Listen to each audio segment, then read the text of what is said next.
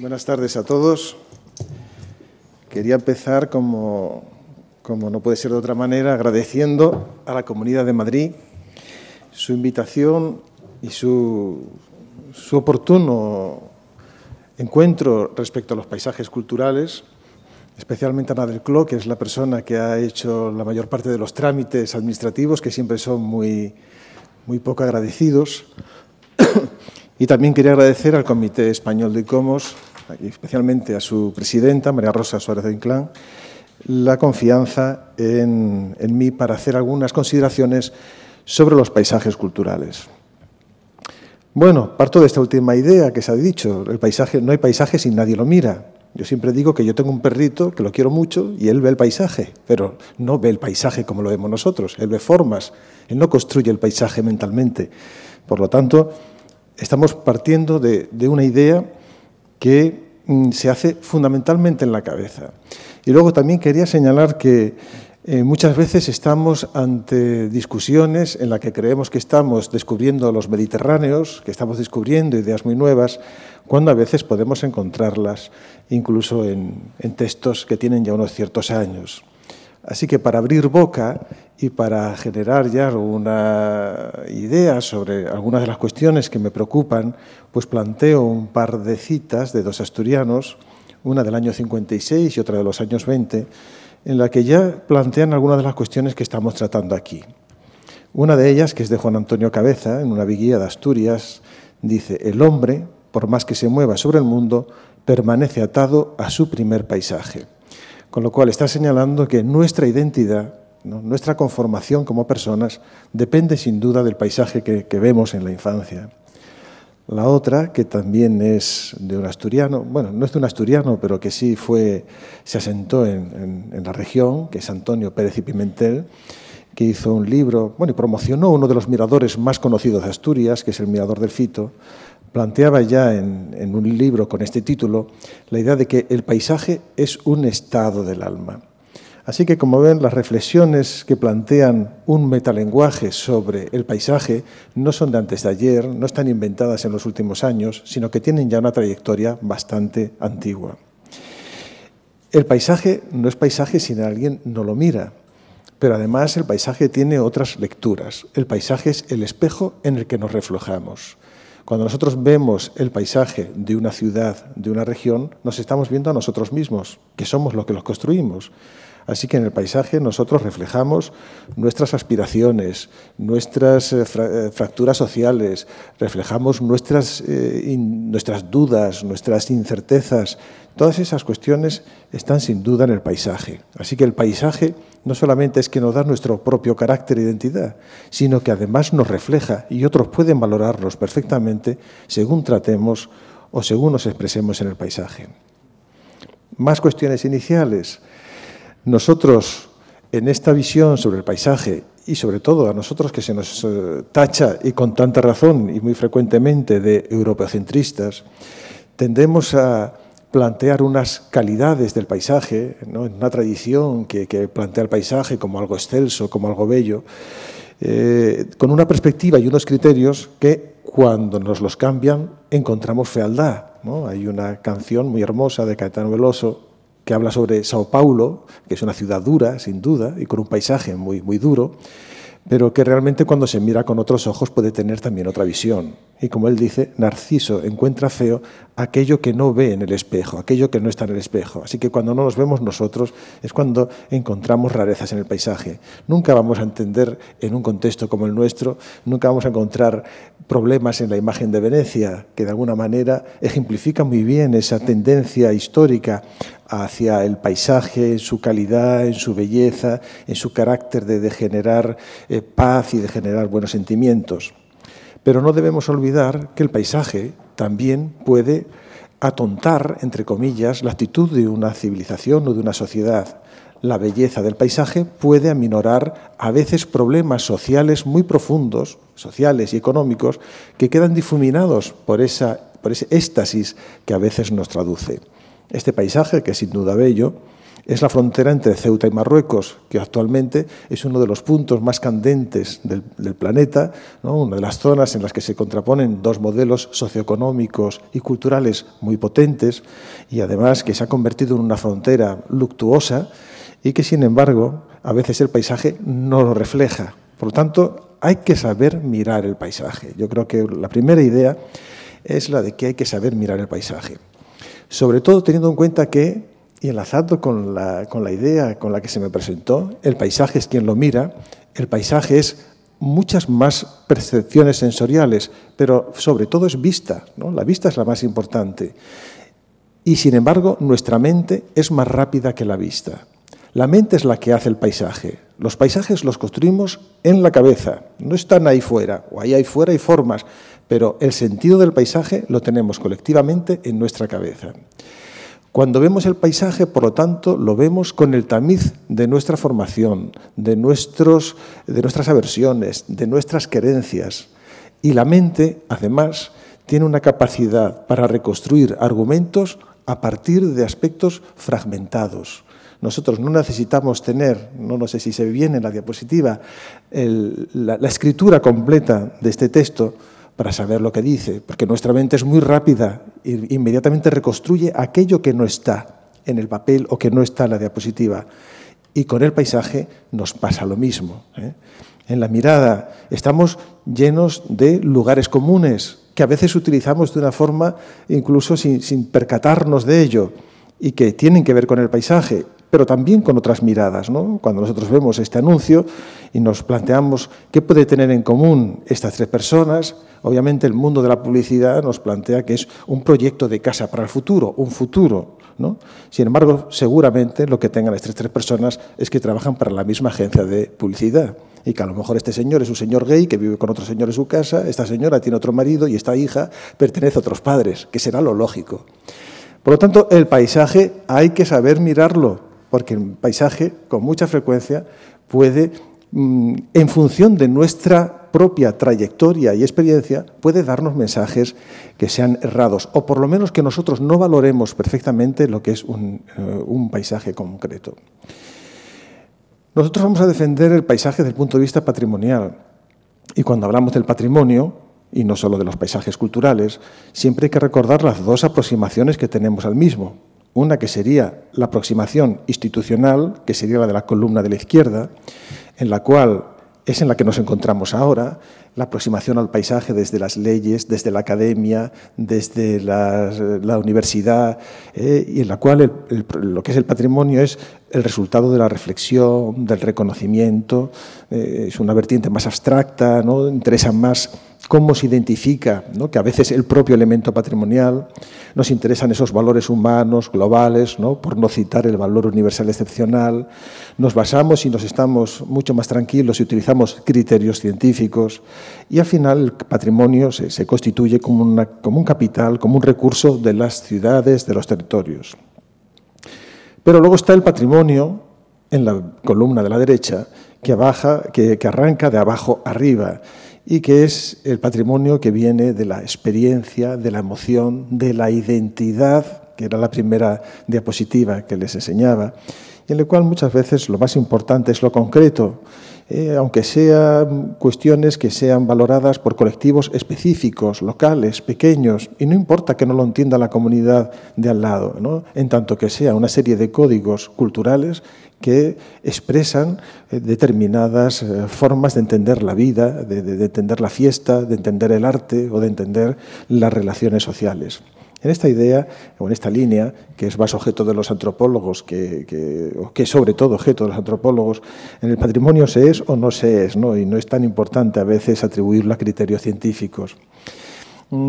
Estas dos columnas son importantes porque también en el patrimonio que vamos a tratar de los paisajes es fundamental. En los paisajes podemos tener una aproximación institucional, intelectual, académica, pero también, y según vamos a ver ahora, el patrimonio de los paisajes o el paisaje en su conjunto procede sobre todo de las percepciones locales, de las percepciones de las poblaciones.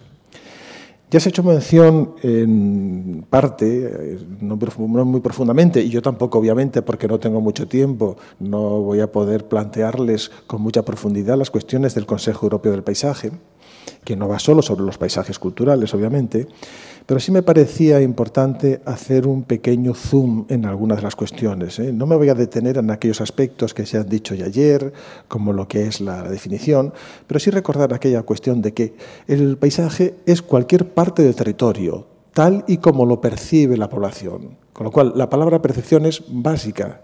¿Cómo se percibe? Por supuesto, luego mete la idea de lo natural, de lo humano, pero la percepción es fundamental. Luego lo retomaremos.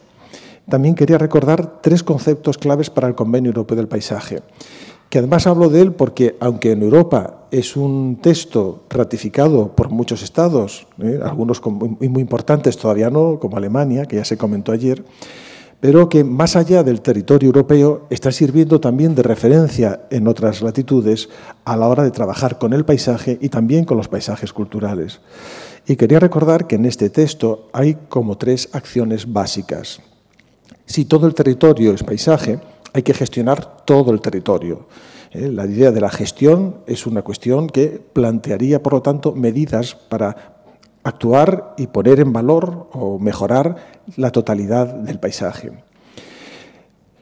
Todo el paisaje tiene que ser gestionado, pero solamente una parte puede ser protegido, porque obviamente si protegemos todo el paisaje no protegemos nada, es lo de siempre, la tautología de que si todo es protegible, pues al final es como si no protegieses nada.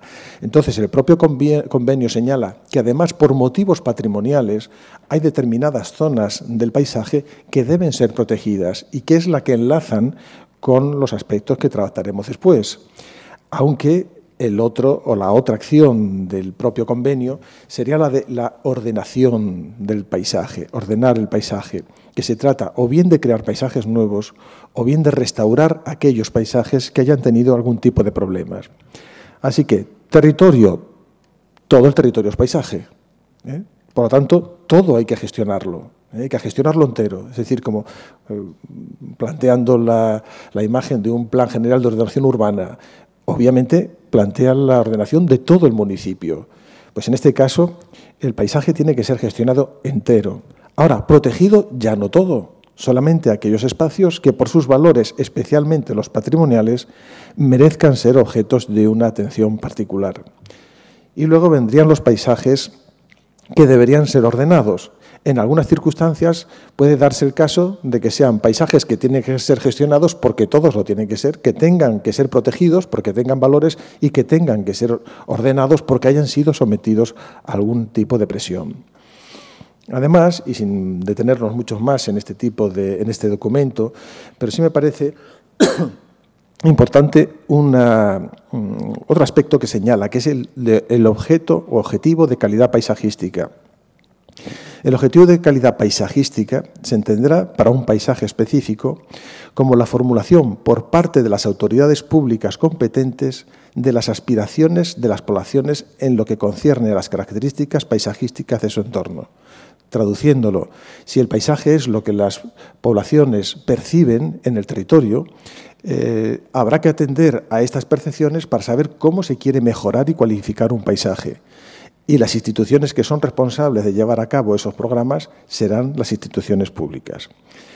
Bueno, sobre esto obviamente habría muchísimo más que hablar. No se trata simplemente de las aspiraciones. Se entiende que cuando estamos hablando de un proceso de mejorar y de intervenir en el paisaje, no solamente es preguntar sin más, porque a lo mejor podría ser que todo el mundo le gustan las balaustradas en su casa y que cambiásemos el paisaje de la Alpujarra por un paisaje con casas con balaustradas.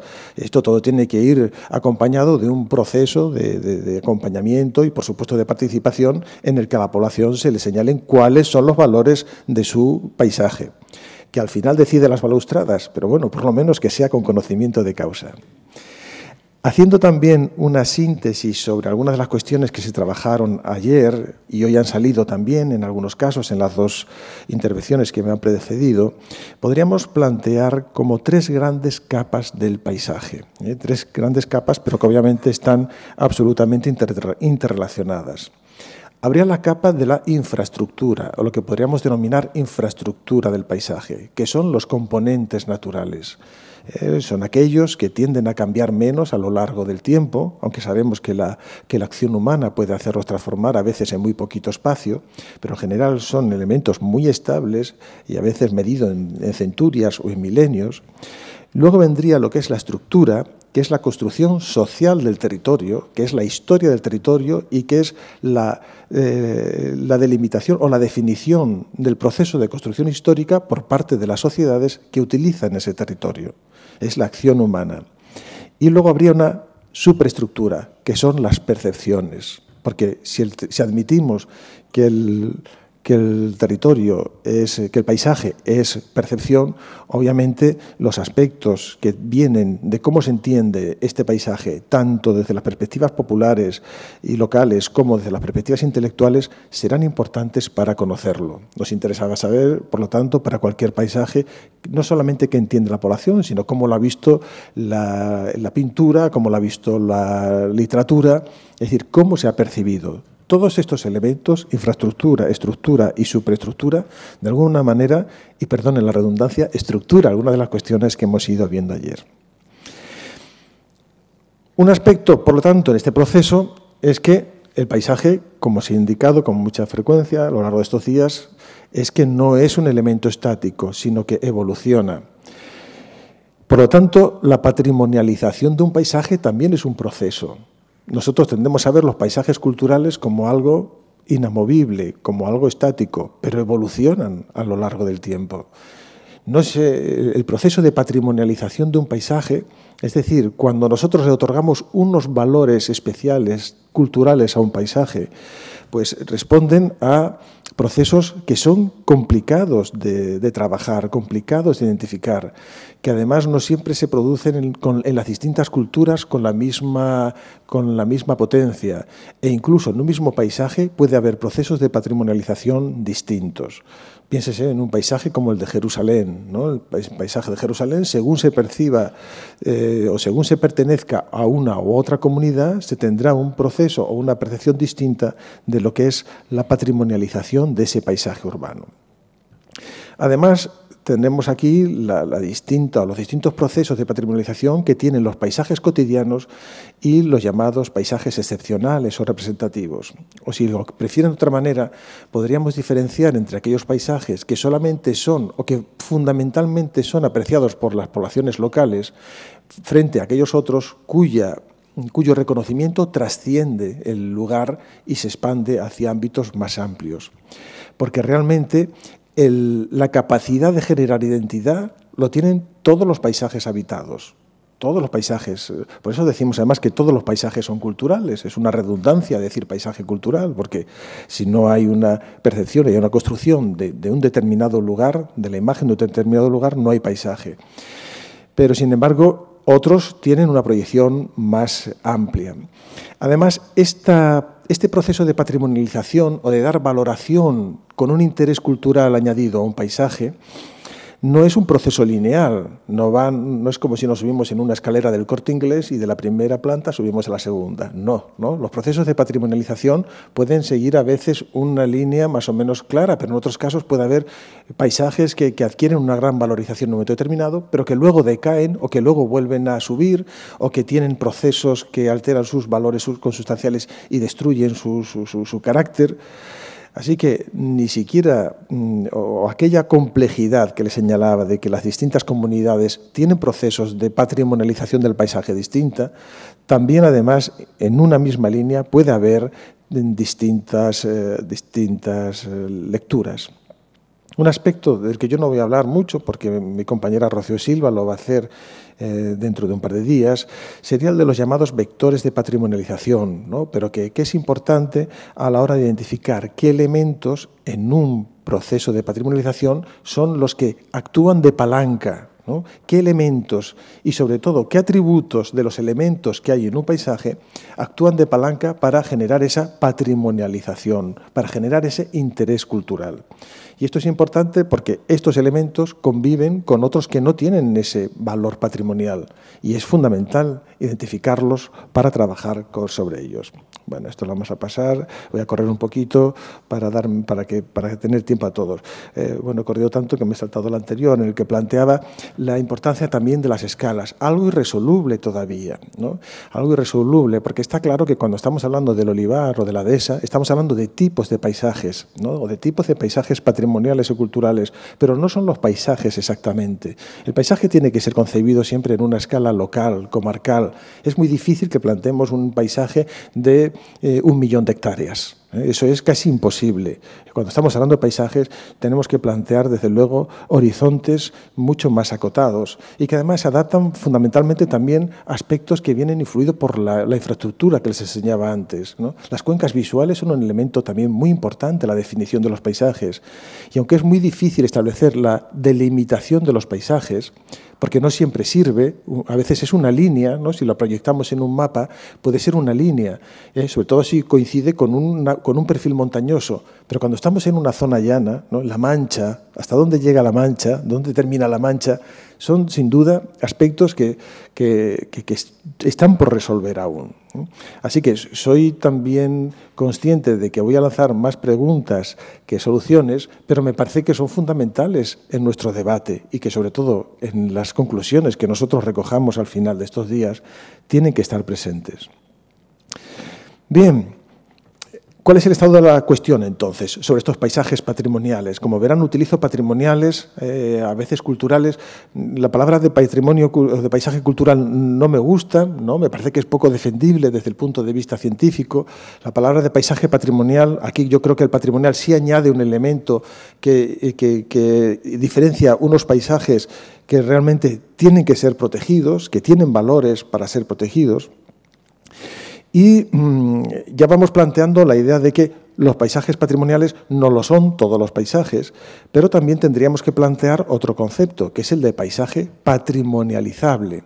Estamos hablando antes de que los paisajes se patrimonializan a través de procesos, ¿no? Es un proceso el que lo hace, que es un proceso que, insisto, ni es lineal, ni es unívoco, en fin, es complejo. Pero hay paisajes que son potencialmente valiosos desde el punto de vista cultural, pero que todavía no lo son. Son paisajes, como sucedía como se dijo ayer, con los paisajes de la minería o de la industria hace 50 años. Entonces alguien podría haber pensado, esto es un visionario podría haber pensado, esto es un paisaje patrimonializable, porque entonces no lo era, ni desde el punto de vista de las percepciones locales, ni desde el punto de vista de la institución, aquellos eran paisajes de valores. Luego, estos procesos patrimoniales también son básicos plantearlos desde la línea que los motiva y que, de nuevo, engarza este aspecto con las dos columnas que les enseñaba antes. Cuando hay un proceso que viene de arriba abajo, lo que Prat llama patrimonialización autoritaria u otros paisajes políticos, y que son paisajes que aparecen y que tienen un valor porque en un momento determinado pues la Consejería de Cultura o determinada institución decide que hay que protegerlos, aunque la población no entienda por qué, a otros, que son aquellos que van de abajo arriba, que serían los de patrimonialización participativa, y que es cuando las instituciones locales, los agentes locales, los que le dan valor y convencen a las instituciones para que los tengan en cuenta, los protejan, los pongan, los movilicen, ¿no? Movilicen sus valores. Por lo tanto, a partir de aquí surgen una serie de preguntas que yo espero que se vayan resolviendo en estos días, ¿no? ¿Qué es lo patrimonial en un paisaje? O si ustedes lo quieren, ¿no? ¿Qué percepciones de las poblaciones son las que hacen patrimoniales un paisaje? ¿Qué parte de ese paisaje, ¿no? ¿Qué hay que preservar? Ya lo han dicho esta tarde también mis dos autores, o las dos personas que me han precedido. Y luego, ¿cómo preservar los paisajes patrimoniales, ¿no? Una vez que sabemos qué es lo que hay que preservar. Sobre todo en un contexto en el que el turismo, cuando hablamos de los paisajes culturales y se habla de la puesta en valor del paisaje cultural y en general del patrimonio, enseguida se está planteando el turismo cultural, ¿no? Turismo rural, turismo cultural como la base que plantea una salida a los territorios. Aunque en algunos casos ese tipo de turismo rural genera un nuevo paradigma de paisaje rural. Cuando hacemos paisaje rural vamos buscando una autenticidad que no encontramos en las ciudades y no vamos buscando muchas veces la autenticidad del medio rural, sino una idea edulcorada del mismo. Yo en Asturias, donde aunque vivo en Sevilla, tengo 2 pies en los 2 extremos de la península, uno en Asturias y otro en Andalucía.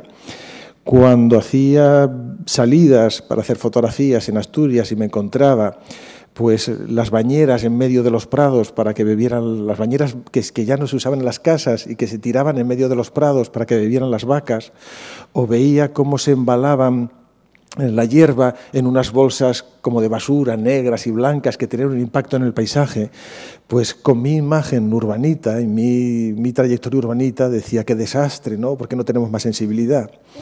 Con el paso de los años y la crisis absoluta que hay en las zonas de montaña asturiana, hoy mi percepción ha cambiado completamente, porque cuando veo esas balas y cuando veo esas bañeras es que allí hay ganadería y es que hay vida. Hoy ha pasado a ser un indicador de autenticidad, ¿no? Mientras que en un momento determinado podía ser un elemento que descaracterizaba el paisaje, hoy puede ser un indicador de autenticidad. Porque si voy a Llanes o voy a determinadas zonas de Asturias, las calles están limpias, no hay excrementos de vacas en las calles, hay flores por todos lados, pero por supuesto ya no hay campesinos. Entonces, aludiendo de nuevo a esa capacidad del paisaje de reinventarse a sí mismo y a veces de perder autenticidad, este discurso es fundamental, ¿no? Porque al final los paisajes rurales lo que hacen es establecernos un paradigma que es el que gusta a los urbanitas que lo van a disfrutar. Otro aspecto en el que obviamente me encantaría poder entrar un poquito más a fondo, pero la carencia de tiempo me impide, es la necesidad de nuevas clasificaciones. Ya se han aportado aquí algunas, ¿no? Ya ha habido varios intentos, porque luego la que existe de UNESCO, y ahora hablaremos de los paisajes culturales de UNESCO, plantea sin duda ya muchas dudas. Es verdad que del año 92, pero va todo tan deprisa. El mundo va tan deprisa, la globalización va tan deprisa, los conceptos de patrimonio van tan deprisa, que 20 años... aunque el tango dice que no es nada, realmente en patrimonio sí lo es. Y ya hay muchos aspectos que hacen que la clasificación del año 92, cuando se inserta en las directrices la tipología de paisajes culturales, se quede un poquito anclada. Y hay que ir hacia otro tipo de clasificaciones en las cuales, por ejemplo, esta que se utiliza en Andalucía para la identificación de paisajes de interés cultural, se atienda a otro tipo de campos, ¿no? Como los sistemas de asentamiento, como los sistemas de infraestructuras territoriales, como los sistemas de vigilancia y seguridad, como los sistemas de producción y transformación, que son, desde el punto de vista extensivo, los más importantes, ¿no? Y los que nos plantean, además, más retos. Aquellos que tienen que ver con los sistemas de creencias, las artes, las comunicaciones, o aquellos referentes geográficos teóricamente naturales, pero que realmente, por su connotación, se convierten en paisajes culturales. Digo que no voy a entrar mucho en ello, que podríamos hablar sin duda más, y que probablemente en los próximos días retomemos esta u otra de las clasificaciones de las que estamos hablando, pero que tienen que ser un referente respecto a lo que es el término y el concepto de paisaje cultural por la UNESCO. Ya les decía que el propio concepto paisaje cultural es un concepto redundante, todos los paisajes son culturales. Hay que tener en cuenta además que hoy en día, y no solamente ya respecto a lo que es el aspecto relacionado con los paisajes, la convención que es del año 72, que ya es una convención pues, que ha pasado ya muchos años, ¿no? Y que si ya les decía que en 20 años había un cambio notable, respecto con el año 72 es mucho mayor. La convención, aunque a mí me gusta decir más convenio, porque en español convenio es un acuerdo, convención es un encuentro, ¿no? Esto es una convención, ¿no? O podríamos hablar de una convención de vendedores de lavadoras.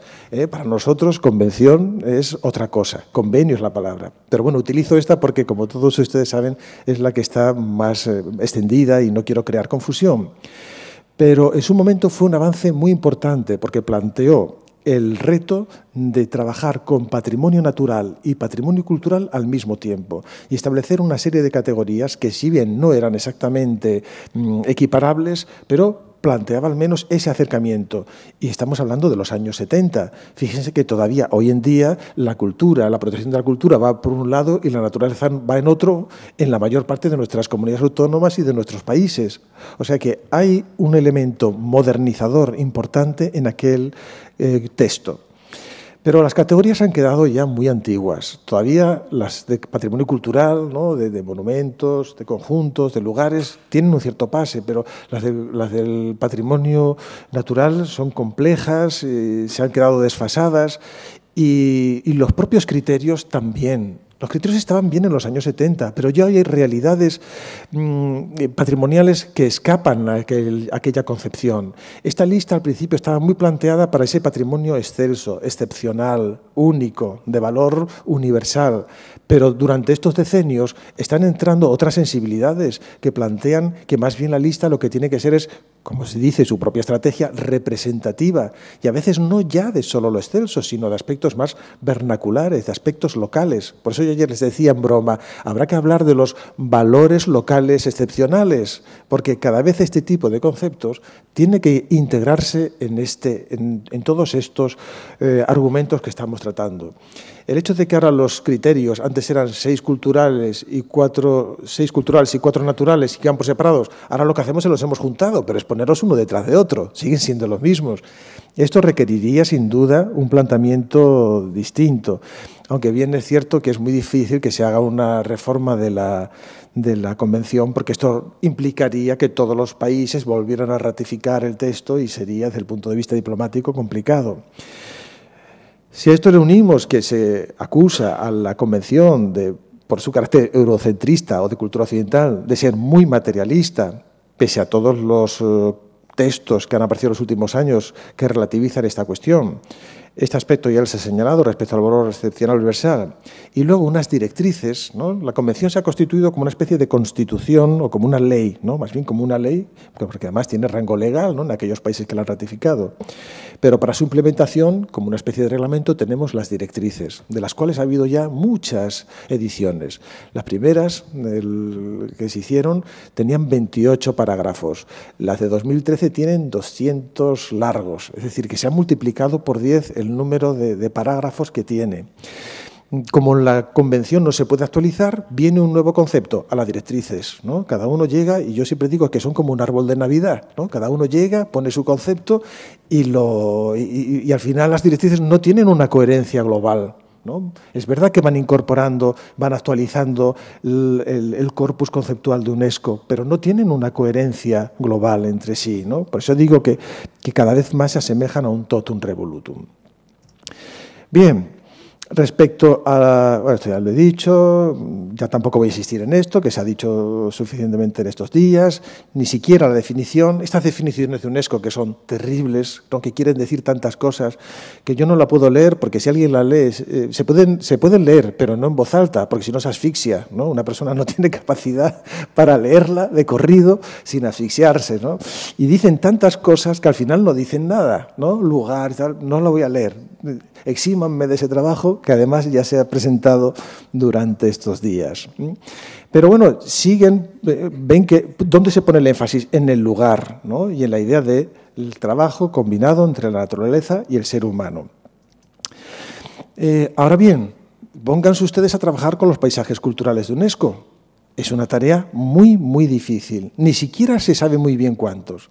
Porque esta estructura de la que les estoy hablando luego se proyecta en la manera de presentar estos bienes. Algunos son mucho más difíciles. Los itinerarios culturales, bueno, si nos ponemos a entrar en la página del Centro del Patrimonio Mundial, que tiene documentos, todos los que uno quiera, pero es imposible saber dónde están, cuáles son. No hay una entrada directa ni clara a los itinerarios culturales. Además de la confusión que hay entre paisajes y itinerarios, en la que no voy a entrar porque también daría para otro encuentro aparte de este. Si nosotros entramos en la página de la lista del Patrimonio Mundial y en la pestaña lista hacemos un filtrado por paisajes culturales, Cultural Landscape, nos salen 119. 119. Con una contradicción importante. 104 son culturales y 2 naturales. No puede haber un paisaje cultural natural, porque todos los paisajes tienen que tener por lo menos un criterio cultural, si no, no serían paisajes culturales. Y 13 mixtos. En fin, esta es una de las entradas, pero en la misma página del Centro Patrimonio Mundial, y esto lo confirmé anoche, digo, no me vaya a pillar nadie en una falsedad, Por lo menos en esta mentira no, que me pillen en otras. Entonces, en la misma página, si entramos en la pestaña de Activities, hay un apartado de paisajes culturales y aquí nos dicen que son 82, ¿no? Son 82. Y luego, si contrastamos ambas listas, hay algunos bienes que están en las dos. Hay algunos que aparecen en una y algunos que no aparecen en la otra. Con lo cual, trabajar en estos paisajes no es una labor difícil, como bien niega ya Rocío, que ha sufrido estas tareas. Si los llevamos al mapa, lo que están planteados, y además aquí hemos querido incluir también los bienes mixtos, de los que hablaré un poquito más allá, pues obviamente reproduce el mismo esquema que encontramos y que se ha planteado ya aquí, esa mayor concentración en el territorio europeo, y luego aparecen en otras zonas del planeta, quizás en Asia Oriental, con una mayor densidad, ¿no? pero sin duda, igual que en otros elementos, en otros tipos de bienes de la lista, Europa sigue planteando una mayor predominancia. A esta cuestión hay que señalar algo que también a lo que también se ha aludido en algún momento estos días, y es que muchos bienes que entraron en la lista antes del año 92 deberían ser revisados, porque son fundamentalmente paisajes culturales, ¿no? O pueden ser paisajes culturales, pero como entraron antes del 92, nadie los reclama. Y si echamos un vistazo a los bienes mixtos, es decir, aquellos que tienen que han entrado en la lista con algún criterio natural y algún criterio cultural, entonces nos damos cuenta de que casi todos ellos son paisajes culturales, ¿no? Piensen en Meteora, por ejemplo, por decir uno, o Laponia, ¿no? Pero Meteora, en el que si ustedes conocen Meteora o imágenes, hay esa imbricación tan potente entre lo que es las formas de relieve abruptas, ¿no? Esas colinas en las que se encaraman los monasterios. ¿No ese es un paisaje cultural? Pues no. No lo es. Así que, como ven, uno de los aspectos que tendríamos que habría que aclarar para empezar en la lista es cuál es un listado certero, único, y una revisión, aunque sea complejo, desde luego, pedirle a los estados o que el propio comité las redefina como paisajes culturales, pero, sin embargo, no dejar que la situación fluya hacia el futuro porque crea una lista confusa, ¿no? Y si estamos hablando de que queremos una lista creíble, no es, por tanto, el buen camino a seguir. Luego las categorías, que también se han presentado mucho, pero sí quería hacer alguna alusión a los paisajes evolutivos, ¿no? Realmente son todos evolutivos, porque incluso los paisajes, los propios parques evolucionan, como hemos visto esta mañana, o sea, nos han contado y hemos visto perfectamente. Y porque además cuando se habla de un paisaje, la segunda categoría, que es el paisaje reliquia o paisaje fósil, también evolucionan, ¿no? Incluso aunque no cambien, y yo creo que Rocío Silva lo decía ayer, incluso aunque no haya un cambio manifiesto en la estructura física del paisaje, las personas lo vemos distinto en una generación que en otra. Las percepciones cambian, evolucionan, y como el valor del paisaje es la evolución, todos los paisajes son evolutivos, con independencia de que haya muchos cambios en ellos o no. Si además a esto le sumamos que el paisaje es percepción, todos los paisajes son asociativos. En mayor o menor medida, todos son asociativos, todos, ¿no?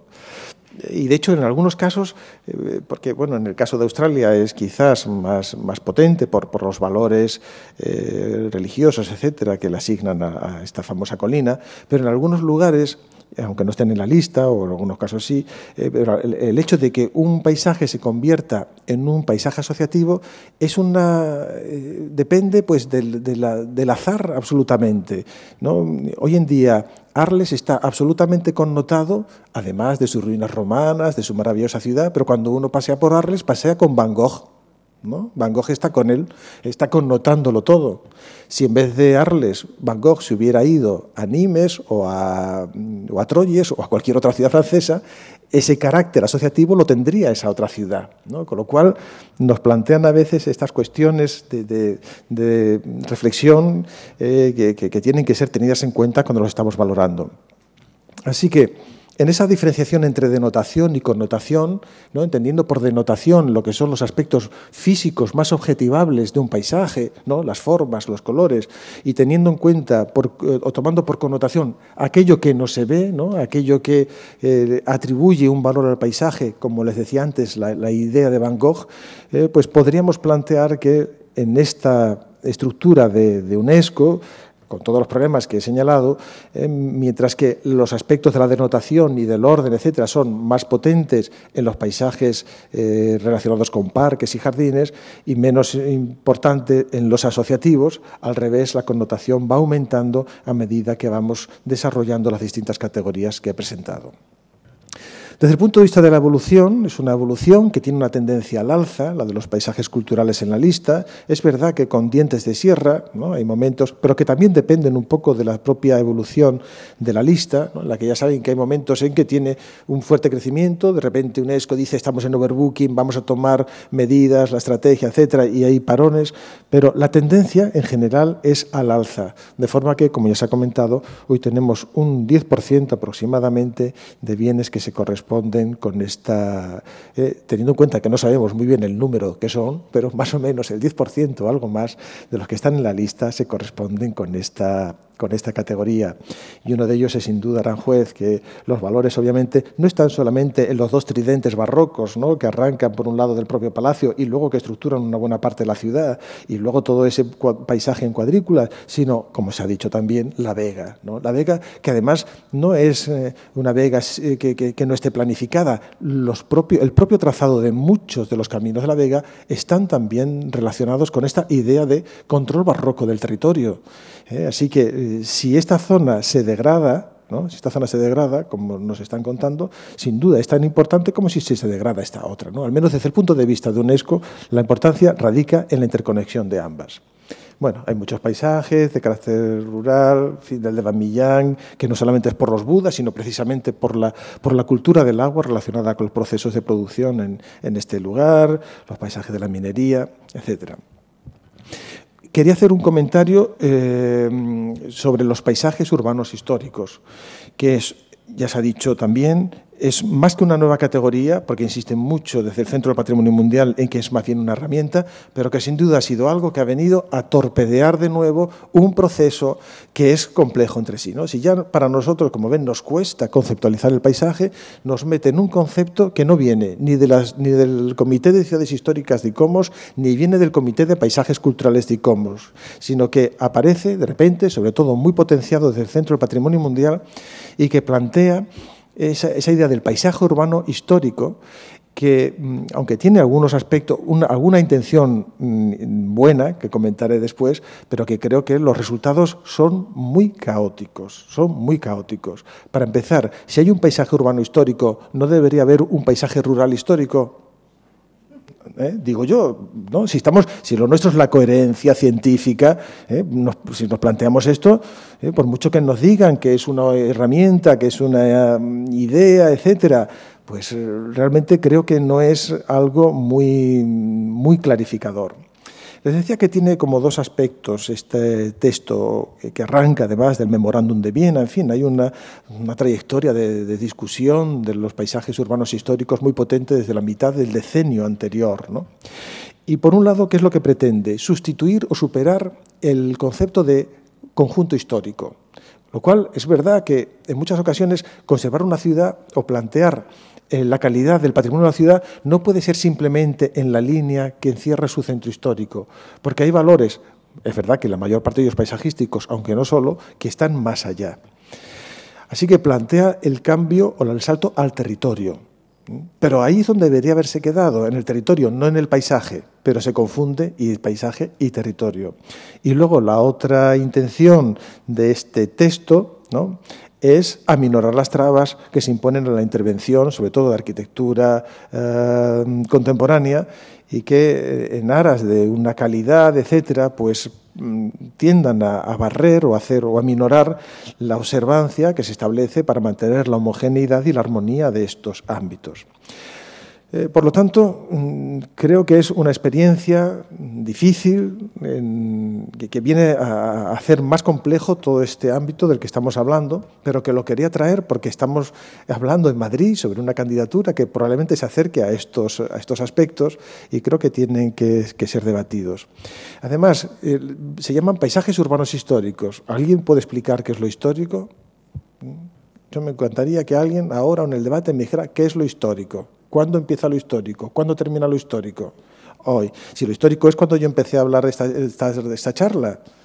Antes lo histórico era lo preindustrial, antes lo histórico era pues los centros históricos, pero hoy sabemos que ya histórico es fábricas que se han hecho en los años 50, barrios, colonias que se construyeron en los años 20. ¿Dónde se acaba lo histórico? ¿No? Lo histórico es un concepto que es falso, porque es siempre presente. Nosotros valoramos el patrimonio hoy y los paisajes culturales hoy. En la historia es una apropiación desde el presente del pasado, pero siempre es lo que nos interesa. Leemos de la historia lo que nos interesa.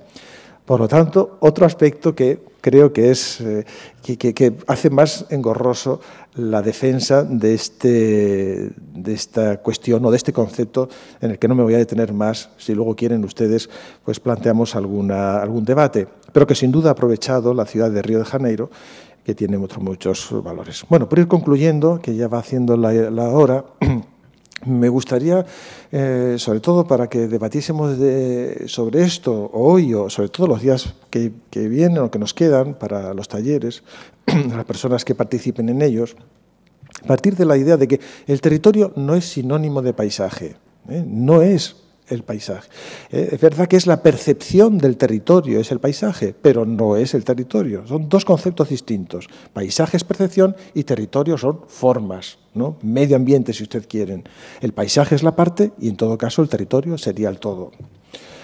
Otro aspecto, principal problema de los paisajes. Hemos dicho ya unos cuantos, pero yo quiero enfocar el más importante, el despoblamiento. Si no hay quien mire los paisajes se desvirtúan, pierden sus valores. Asturias, como ustedes ven, la población donde se concentra, en el centro y en la costa. Las montañas se quedan vacías.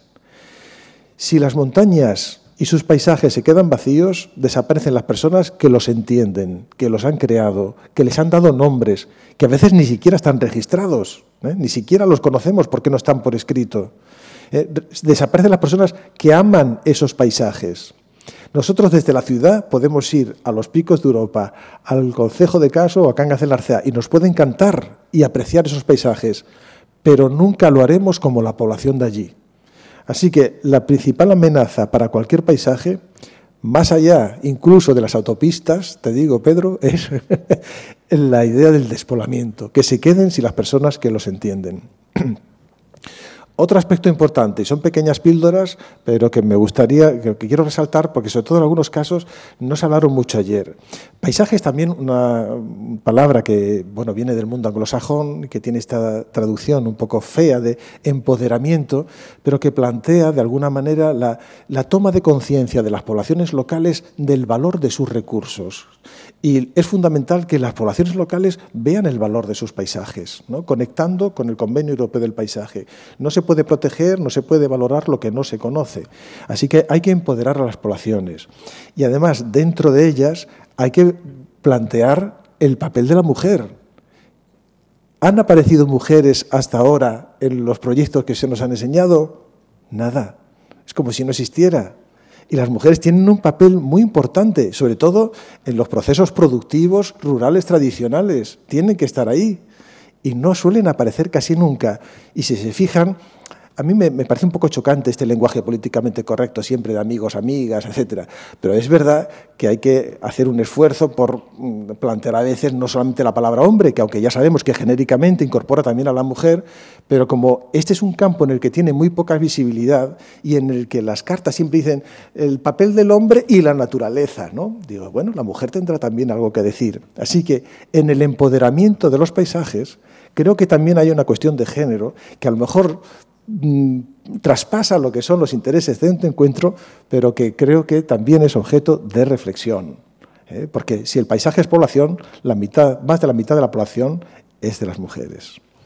Si el paisaje es territorio, tal y como es percibido por las poblaciones, habrá que preguntarse qué tipo de percepciones son las que transforman un paisaje en un paisaje patrimonial. Creo que de aquí vendrá la definición. Esta es la vía por la que podremos encontrar una definición.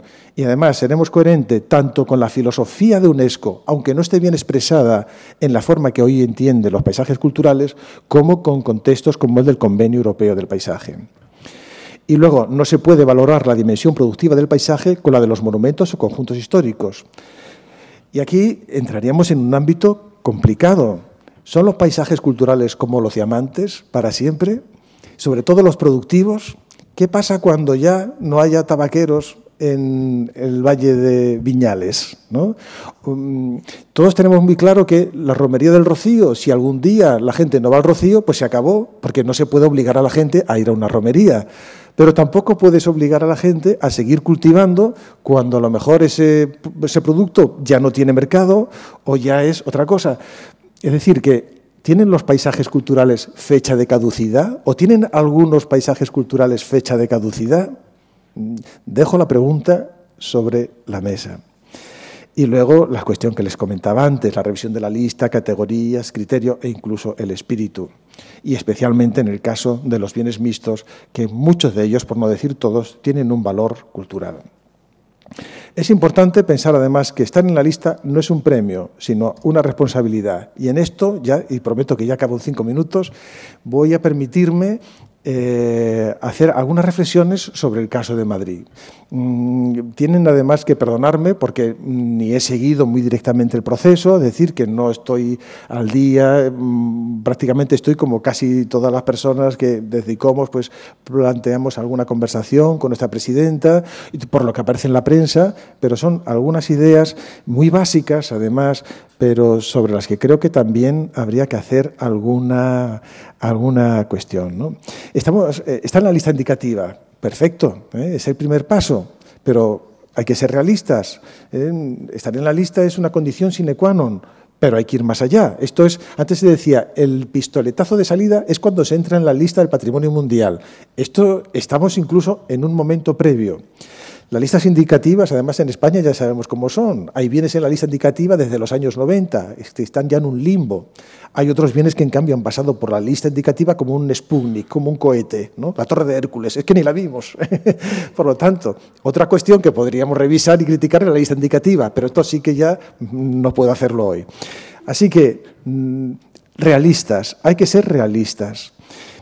En este caso, además, ya hay un aspecto positivo, que es la importante relación que existe entre las autoridades y los cuerpos consultivos, en este caso ICOMOS, porque esto es una nueva política que se está desarrollando en ICOMOS. En ICOMOS antes, digamos que nuestros informes eran casi finalistas, ¿no? Al final del proceso llegaba el dossier y luego nosotros siempre con un gran secretismo, con una gran opacidad, ¿no? Por lo cual parecíamos casi una secta.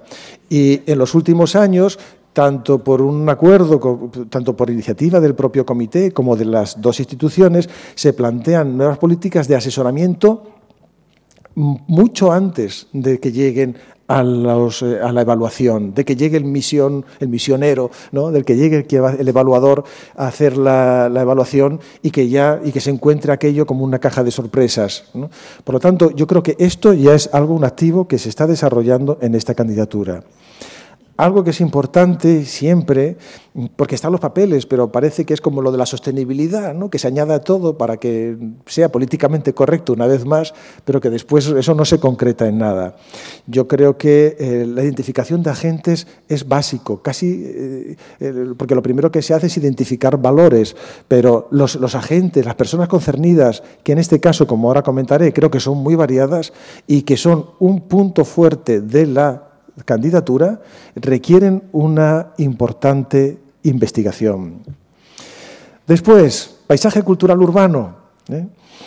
Ya les decía antes las dudas que me produce esta categoría, pero cuando estamos hablando de entrar en la lista del Patrimonio Mundial hay que tener en cuenta, por un lado, los valores internos, que pueden ser maravillosos y que además se puede argumentar cualquier cosa, porque el papel lo aguanta todo, pero al mismo tiempo hay que tener en cuenta qué oportunidades hay. Es decir, qué oportunidades hay en la lista y qué oportunidades tiene España en el comité, ¿no? España es un país con muchos bienes, ¿no? El tercero después de Italia y de China, y que, por lo tanto, sus propuestas son siempre vistas con más rigor que si llegara de un país del Caribe, que tienen las puertas abiertas y la alfombra roja. Nosotros no. Nosotros tenemos que tener muy en cuenta estas oportunidades. Y yo creo que el paisaje cultural urbano, con todos esos problemas conceptuales, en un momento determinado, no sé si paisaje cultural urbano o paisaje urbano patrimonial, en fin, yo creo que eso habría que matizarlo, pero aprovechar que en España no hay ninguno y que hay muy pocos en la lista, ¿no? Paisajes urbanos históricos hay muy pocos. Y en este caso, a mí que me parece que es muy fuerte, además de todo lo que nos han contado, que yo comparto, pero por donde yo además reforzaría. Yo creo que este ámbito tiene, volviendo a las dos columnas, como si fuera un maestro, volviendo a las dos columnas que les enseñaba al principio, tiene el valor de la apropiación social de este espacio como lugar de encuentro, de sociabilidad. Y lo ha tenido desde hace, bueno, centurias, ¿no? O sea que es un espacio que, más allá de lo que es el propio diseño de este ámbito y del Prado y de todo su ámbito, es un espacio que conecta con la base social de la ciudad, lo que es la cultura popular. Y al mismo tiempo este paisaje expresa la consolidación en el otro extremo de unos valores de alta cultura, relacionado con museos que tienen la más alta, bueno, sobre todo uno, ¿no?, pero muchos museos que tienen la más alta consideración o de las más altas consideraciones a nivel internacional. Hay que aprovechar esta horquilla. Hay que aprovechar esta horquilla porque en UNESCO este tipo de razonamientos todavía no están, en las declaraciones no están muy ensayados y pueden darle una vuelta de tuerca a esa idea del paisaje cultural y que además nos ayudaría a encontrar un argumento para la autenticidad común de todo este espacio, que se ha ido construyendo en distintas etapas históricas y en los que la historia es muy importante, pero yo recalcaría, volviendo a lo que señalaba antes, la importancia del presente, el valor hoy, ¿no? Y ese doble valor o esa doble perspectiva que es la que le da la autenticidad hoy. También me preguntaría yo una cosa, ¿el paisaje cultural del Prado Retiro tiene vida más allá de la lista del Patrimonio Mundial? O pregunto, si no entra en la lista, ¿ya no existe? Porque UNESCO es muy lista, el comité sabe cuando algo se hace como una simple estrategia. Entonces, aquí tiene que haber una verdad de fondo. Es decir, que para el patrimonio lo importante son sus valores. Si está en la lista, mejor, pero lo importante es el patrimonio y mantener y conservar el patrimonio. Si nos lo reconoce UNESCO, es un valor añadido. Pero no el más importante. El más importante es que lo compartan y lo entiendan los habitantes de una ciudad. Entonces, ha de pensarse desde esta perspectiva, porque es la que le va a dar más autenticidad. Es decir, que esto tenga un reconocimiento, que tenga entidad por sí mismo, tanto para la candidatura como si no está en esa candidatura, porque si no puede verse como algo artificial y hecho de compromiso para esa candidatura. Digo no al efecto Vodafone. Y no es que esté haciendo publicidad, y no es que suceda en este ámbito, pero me parece que es muy importante por conectarlo con otras cuestiones que se trabajaron ayer y que creo que tiene que ser considerado en esta candidatura. El efecto Vodafone es, como ustedes saben, que el metro de Sol y una línea del metro de la ciudad ahora se llama Sol Vodafone, ¿no? O Vodafone Sol. Y me parece que hay que hacer una lectura profunda de esto. Esto no es una cuestión solamente de superficie, de un acuerdo con una entidad.